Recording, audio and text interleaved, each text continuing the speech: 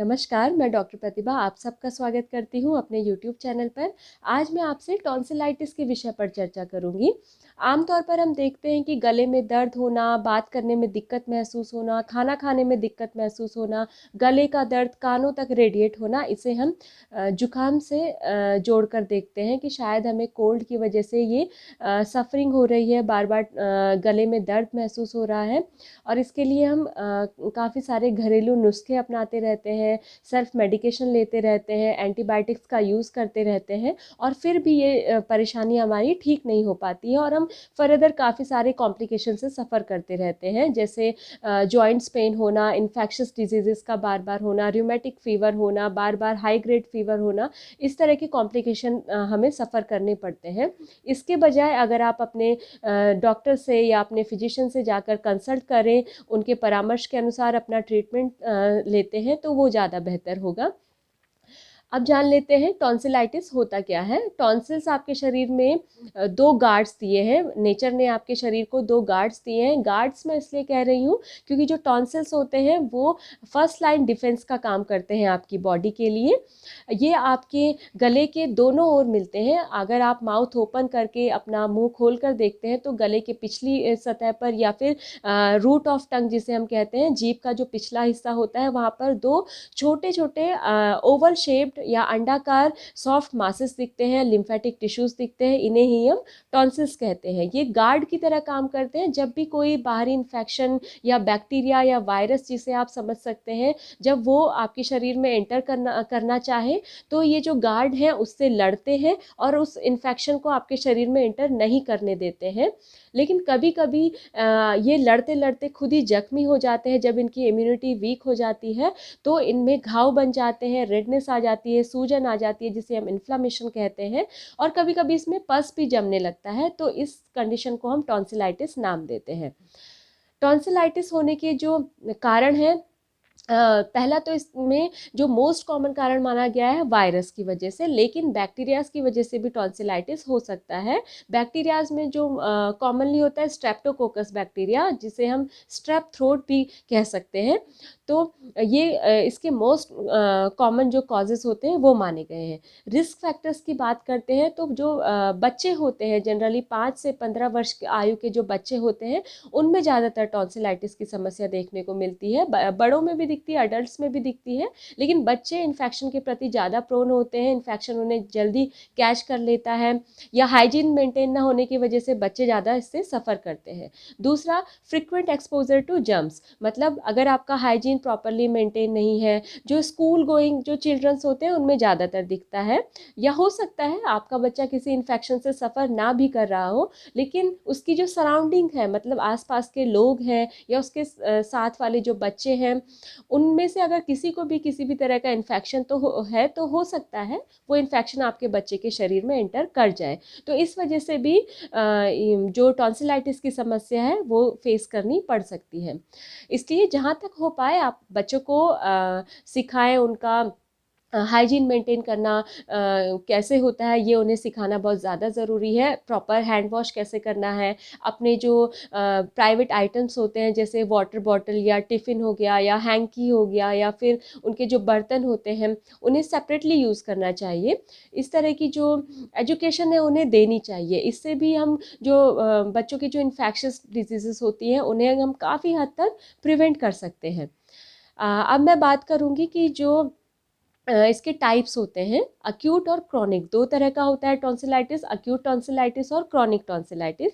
जब भी किसी बैक्टीरिया या वायरस की वजह से कोई टॉन्सिलाइटिस हो तो उसे हम अक्यूट टॉन्सिलाइटिस कहते हैं, या फिर जब ये कुछ ही दिनों में ठीक हो जाए, रिकवर हो जाए, तो हम उसे अक्यूट टॉन्सिलाइटिस कहते हैं। लेकिन जब ये जो इन्फेक्शन है आपको बार बार रिपीटेड इन्फेक्शन होता रहता है, बार बार आपको टॉन्सिल्स में दर्द होने लगता है, पस बनने लगता है, काफ़ी लंबे समय तक ये चलता रहता है, ट्रीटमेंट लेने के बाद भी ये रिकवर ना हो पाए, तो इसे हम क्रॉनिक टॉन्सिलाइटिस कहते हैं। अब जैसा कि इसके कारणों के बारे में मैंने बात की कि बैक्टीरिया या मोस्ट कॉमनली वायरस की वजह से दिखता है, तो इसे आप कैसे पहचान सकते हैं? अगर आपको डायग्नोसिस करवाना है तो सिंपली आप ब्लड टेस्ट के थ्रू भी जान सकते हैं, टीएलसी या डीएलसी जिसे हम कहते हैं, उन रिपोर्ट्स के थ्रू भी मालूम पड़ जाता है कि बैक्टीरियल कॉज की वजह से या वायरल कॉज की वजह से है।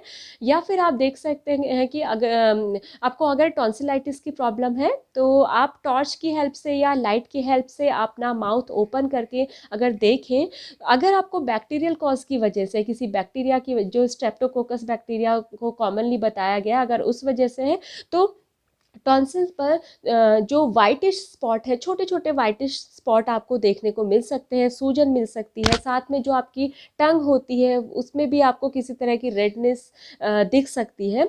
लेकिन अगर वायरल कॉज की वजह से आपको टॉन्सिलाइटिस हो तो वहाँ पर इस तरह का कोई भी लक्षण नहीं दिखेगा, कोई भी वाइट स्पॉट नहीं दिखता है, बस आपको वहाँ पर सूजन दिखती है और इन्फ्लामेशन मतलब सूजन दिखेगी और रेडनेस दिख सकती है। तो इस तरह से भी आप डिफ्रेंशिएट कर सकते हैं कि बैक्टीरियल कॉज की वजह से या वायरल कॉज की वजह से है। अब मैं इसके लक्षणों के बारे में बात करूं कि सिम्टम्स आप क्या महसूस कर सकते हैं। गले में दर्द होना इसका प्रमुख लक्षण होता है कि अगर आपको गले में दर्द महसूस हो रहा है, निगलने में दिक्कत महसूस हो रही है, बात करने में दिक्कत महसूस हो रही है, तो हो सकता है आप टॉन्सिल्स से सफ़र कर रहे हो।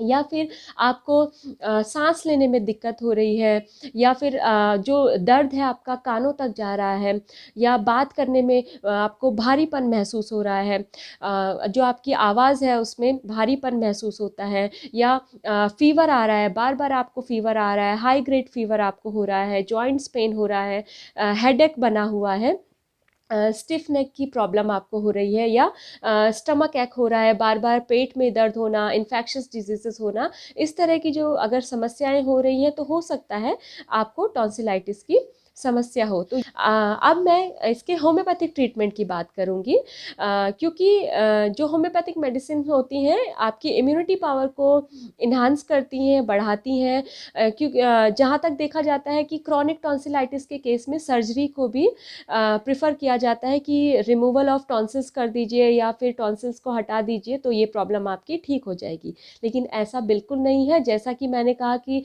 टॉन्सिल्स एक तरह का डिफेंस मैकेनिज्म है, एक सैनिक की तरह काम करता है आपके शरीर के लिए। जब आप इसे सर्जरी के थ्रू निकाल देते हैं, रिमूव कर देते हैं, तो जो इन्फेक्शन होते हैं, जो बाहरी ऑर्गेनिज्म होते हैं, वो आपके शरीर में माउथ के थ्रू इजीली इंटर कर जाते हैं और आपका शरीर बार बार इन्फेक्शस डिजीजेस की चपेट में आने लगता है, बार बार पेट संबंधी रोग होने लगेंगे, या अदर जो इन्फेक्शस डिजीजेस हैं वो फर्दर होती रहती हैं।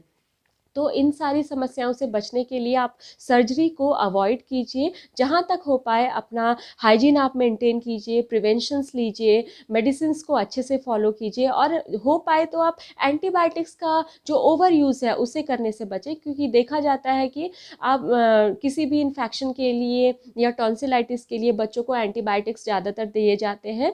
ओवर यूज़ ऑफ एंटीबायोटिक्स की वजह से भी जो आपकी इम्यूनिटी है वो वीक हो जाती है, और रोग प्रतिरोधक क्षमता कम होने की वजह से कई तरह के इन्फेक्शन आपको सफ़र करने पड़ सकते हैं। तो इन सारी समस्याओं से बचने के लिए आप होम्योपैथी यूज़ कर सकते हैं। होम्योपैथी काफ़ी सेफ ट्रीटमेंट है, इससे आपको किसी भी तरह का नुकसान नहीं होता है। ये आपकी रोग प्रतिरोधक क्षमता को बढ़ाती है, और साथ ही आपकी जो बार बार होने वाली टॉन्सिल्स में जो इन्फ्लामेशन है उसे भी ये प्रिवेंट करती है और ठीक कर देती है।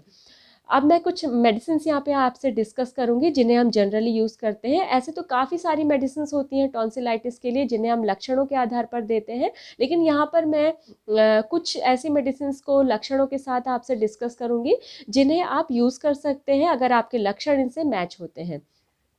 फर्स्ट मेडिसिन है इसमें belladonna. Belladonna top grade medicine मानी जाती है टॉन्सिल्स के केस में। अगर आपके टॉन्सिल्स में सूजन ज़्यादा है, रेडनेस ज़्यादा है, और ठंड की वजह से एकदम आपको परेशानी महसूस हो जाती है, जब भी आप ठंड में जाते हैं तो आपके टॉन्सिल्स में इन्फ्लामेशन हो जाता है, सूजन आ जाती है, दर्द होने लगता है, तो उस केस में आपको बेलाडोना 30 की 4-4 बूंदें सुबह, दोपहर, शाम 3 बार लेनी है।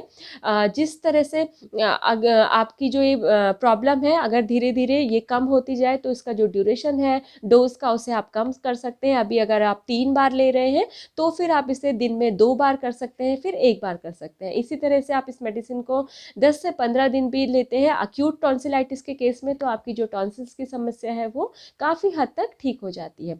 नेक्स्ट मेडिसिन है इसमें मक्सॉल। अगर आपको टॉन्सिल्स में दर्द है और आपका जो दर्द है वो रात के समय आपको ज़्यादा होता है तो आप मक्सॉल यूज़ कर सकते हैं। साथ ही अगर आपको सलाइवा ज़्यादा आता है, मतलब लार ज़्यादा निकल रही है, तो भी आप मक्सॉल यूज़ कर सकते हैं। कंजेशन है, आपको दर्द है, खाना खाने में ज़्यादा दिक्कत हो रही है और रात के समय अगर आपको दिक्कत ज़्यादा महसूस होती है तो आप मक्सॉल 30 का यूज़ कर सकते हैं। इसकी भी आप 4-4 बूंदें सुबह और शाम लीजिए, इसके भी आपको काफ़ी अच्छे रिजल्ट्स मिलते हैं। नेक्स्ट मेडिसिन है इसमें हिपरसल्फ। हिपरसल्फ भी एक टॉप ग्रेड मेडिसिन होती है टॉन्सिलाइटिस के केस में, स्पेशली जहाँ पर सपुरेशन होने लगता है, मतलब पस बनने लगता है, तो वहाँ पर हिपरसल्फ काफ़ी अच्छी मेडिसिन होती है। साथ ही अगर आपको लगता है कि आपके गले में कुछ अटका हुआ है तो भी आप हिपरसल्फ यूज़ कर सकते हैं। और जो लोग एक्सट्रीमली चिली होते हैं, मतलब ठंड उन्हें बहुत जल्दी पकड़ जाती है, वहाँ पर भी हिपरसल्फ काफ़ी अच्छी मेडिसिन मानी जाती है। इसकी भी आप 4 बूंदें डायरेक्ट टंग पर लें, सुबह शाम आप इसे यूज़ करें तो इसके आपको काफ़ी अच्छे रिजल्ट्स मिलते हैं। नेक्स्ट मेडिसिन है इसमें फेरमफॉस। फेरमफॉस अक्यूट टॉन्सिलाइटिस के केस के लिए काफ़ी अच्छी मेडिसिन मानी जाती है। अगर आपको टॉन्सिल्स में दर्द मॉर्निंग के समय, सुबह के समय ज़्यादा दिक्कत आप महसूस करते हैं, निगलने में आप ज़्यादा दिक्कत महसूस करते हैं, स्पेशली मॉर्निंग के समय अगर आपकी परेशानी ज़्यादा बढ़ जाती है, होर्सनेस ऑफ वॉइस महसूस करते हैं, मतलब आवाज़ में भारीपन आपको महसूस होता है, तो आप फेरमफॉस 30 की 4-4 बूंदें सुबह शाम यूज़ कीजिए, इसके आपको काफ़ी अच्छे रिजल्ट्स मिलते हैं। तो ये कुछ ऐसी मेडिसिन हैं जिन्हें आप यूज़ कर सकते हैं। बस आप अपने लक्षणों के आधार पर आप अगर इन मेडिसिन को लेते हैं तो ये इनके आपको काफ़ी अच्छे रिजल्ट्स दिखते हैं। तो आज की वीडियो में इतना ही। आशा करती हूँ आपको मेरा ये वीडियो बेनिफिशियल लगा होगा, तो इसे ज़्यादा से ज़्यादा शेयर कीजिए। और अगर आप मुझसे अपनी कोई हेल्थ रिलेटेड क्वेश्चंस या क्वेरीज डिस्कस करना चाहते हैं तो आप मुझे मेरे सोशल मीडिया लिंक्स पर भी मैसेज कर सकते हैं, जिसका डिटेल मैंने डिस्क्रिप्शन बॉक्स में दिया है। धन्यवाद।